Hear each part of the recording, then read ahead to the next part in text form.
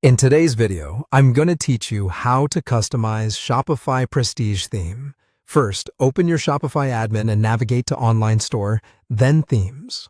Locate the Prestige theme in your list and click Customize to open the built-in theme editor. The editor gives you a live preview of your storefront on the right and editable controls on the left. Take a moment to orient yourself. The top bar shows the template menu, device view controls for desktop and mobile, and a preview pane where you can see changes in real time. Familiarizing yourself with this layout will speed up every tweak you make. Use the template drop-down at the top to switch between different page types. The editor lets you choose templates like the home page, product pages, collection pages, and more.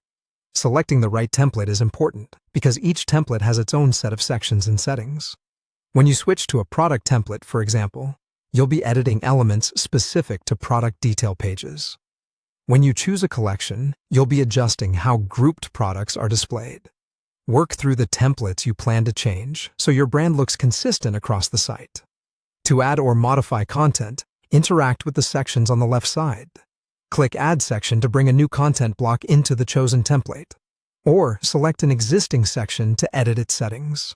Sections can include text, image galleries, slideshows, featured collections, or custom HTML blocks, depending on the Prestige options.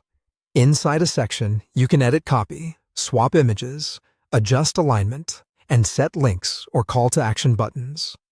Use the drag handles to reorder sections and experiment with different layouts until the flow feels natural. Keep images optimized for web to maintain fast load times, and choose concise headings so mobile layouts remain clean.